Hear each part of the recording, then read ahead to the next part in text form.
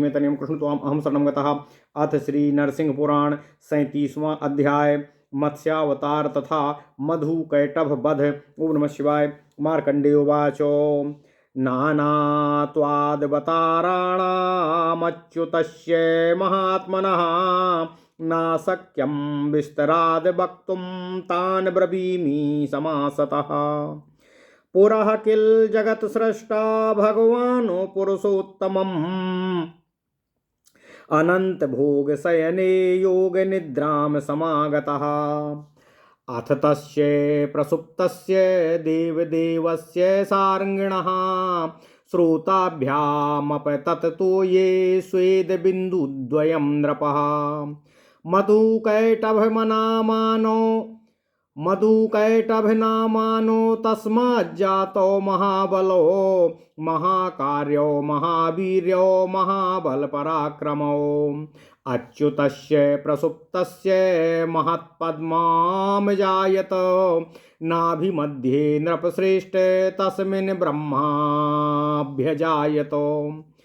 सा चोक्तो विष्णुना राजन् प्रजाः सृज महामते तथेत्युक्त्वा जगन्नाथं ब्रह्मापि कमलोद्भवः। वेदशास्त्रवसाद्यावत् प्रजाः स्रष्टुं समुद्यतः तावत् तत्र समायातो ताबुभौ मधुकैटभौ। आगत्य वेदशास्त्रार्थो विज्ञानं ब्रह्मणः क्षणात् अपहृत्य गतौ घोरो दानवो बलदर्पितौ। ततः पद्मोद्भवो राजन् ज्ञानहीनो भवत्क्षणात् दुःखितश्चिन्तयामास कथं स्रक्ष्यामि वै प्रजाः। चोदितस्त्वं सृजस्वेति प्रजादेवेन तत्कथं स्रक्ष्येऽहं ज्ञानहीनस्तु अहो कष्टमुपस्थितम्। इति संचिन्त्य दुःखार्तो ब्रह्मालोकपितामहः यत्नतो वेदशास्त्राणि स्मरन्नपि न दृष्टवान्। ततो विषण्वचित्तस्तु तं देवं पुरुषोत्तमम् एकाग्रो मनसा सम्यक् शास्त्रेण स्तोतुमारभत। ब्रह्मोवाच ॐ नमो वेदनिधये शस्त्राणां निधये नमः विज्ञानो निधये नित्यं कर्मणां निधये नमः। ॐ नमो वेदनिधये शास्त्राणां निधये नमः विज्ञानो निधये नित्यं कर्मणां निधये नमः। विद्याधराय देवाय वागीशाय नमो नमः अचिन्त्याय नमो नित्यं सर्वज्ञाय नमो नमः। अमूर्तित्वं महाबाहो यज्ञमूर्तिरधोक्षज साम्नां मूर्तिस्त्वमेवाद्य सर्वदा सर्वरूपवान्। सर्वज्ञानमयोऽसि त्वं हृदि ज्ञानमयोच्युताः देहि मे त्वं सर्वज्ञानं देवदेव नमो नमः। ओम नमः शिवाय।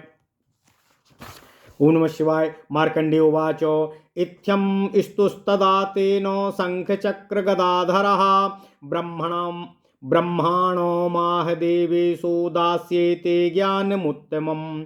इत्युक्त्वा तु सदा विष्णुश्चिन्तयामास पार्थिव केनास्य नीतं विज्ञानं केन रूपेण चादधे। मधुकैटभकृतं सर्वमिति ज्ञात्वा जनार्दनः मात्स्यं रूपं समास्थाय बहुयोजनमायतं बहुयोजनविस्तीर्णं सर्वज्ञानमयं नृप।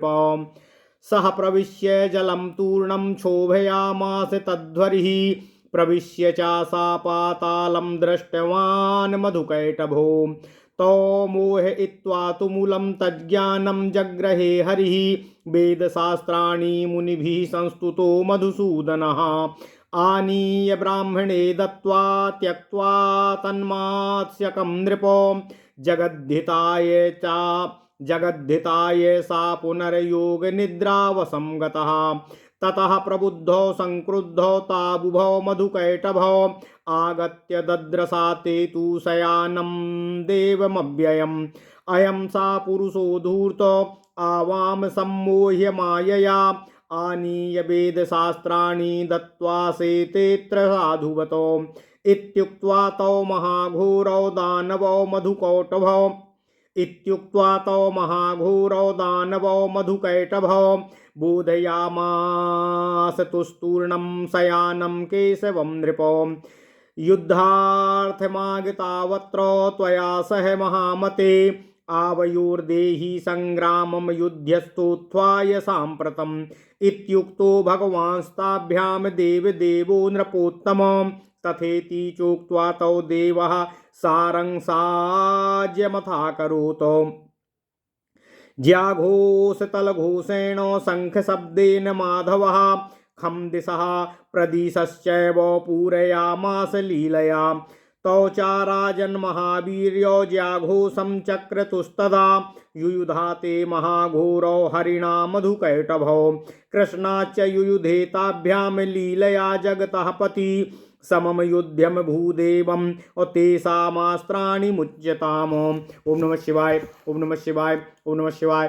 केशवः सारंग निर्मुक्त सरैराशि विशोपमय तानि शास्त्राणि सर्वाणि चिच्छेदोतिलयसस्तदा तो युद्धवा सुचिरं तेन दानवो मधुकैटभौ हतो सारंग विनिर्मुक्त सरैः कृष्णेन दुर्मदौ तयोस्तु मेधसाराजन विष्णुना कल्पिता मही मेदिनीति ततः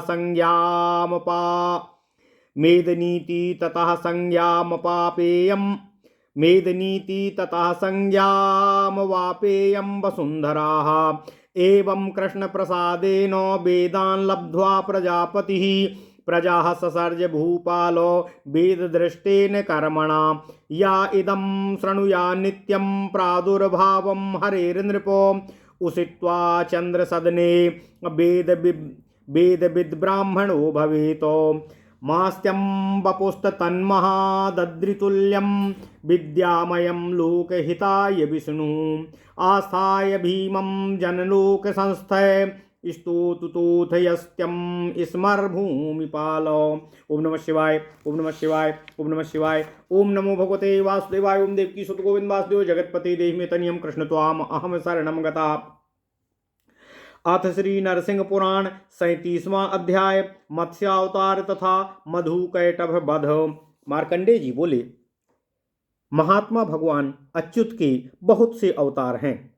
सुतरा उनका विस्तार पूर्वक वर्णन नहीं किया जा सकता है, इसलिए मैं उन्हें संक्षेप में ही आपसे कहता हूँ। हे राजन सहस्त्रानीक, यह प्रसिद्ध है कि पूर्व काल में जगत की सृष्टि करने वाले भगवान पुरुषोत्तम अनंत नामक शेष नाग के शरीर की शैया पर योग निद्रा का आश्रय लेकर सोए हुए थे।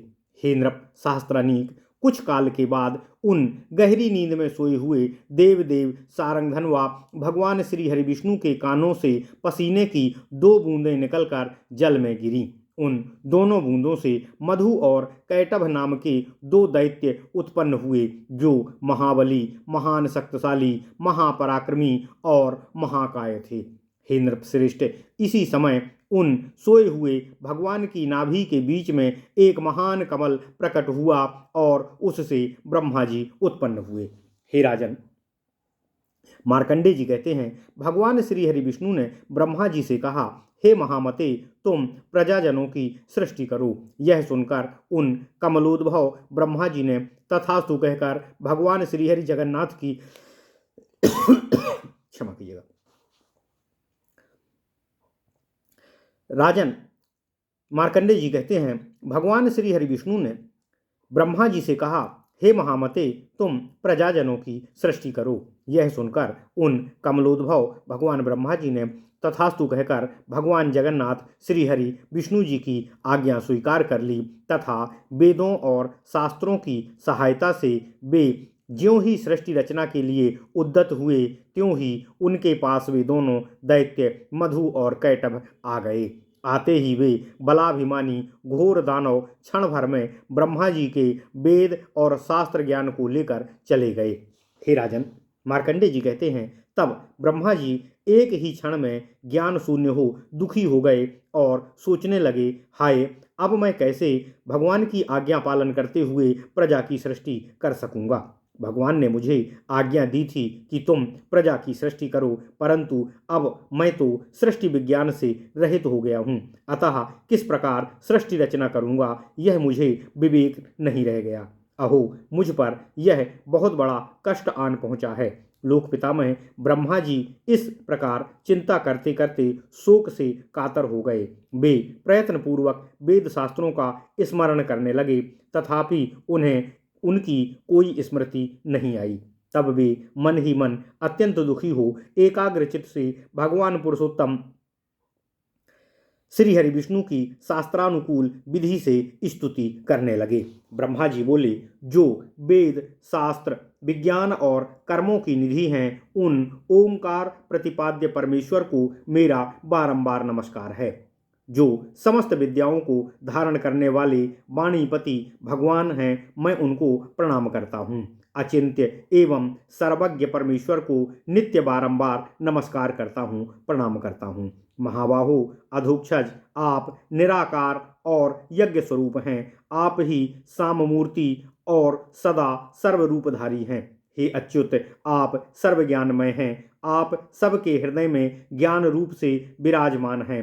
हे देव देव, आप मुझे सब प्रकार का ज्ञान देने की कृपा कीजिए। मैं आपको बारंबार नमस्कार करता हूँ, प्रणाम करता हूँ। ओम नमः शिवाय, ओम नमः शिवाय, ओम नमः शिवाय। ओम नमो भगवते वासुदेवाय। ओम देवकी सुत गोविंद वासुदेव जगतपते देहमेतन्यम कृष्ण त्वाम अहम शरणम गतः।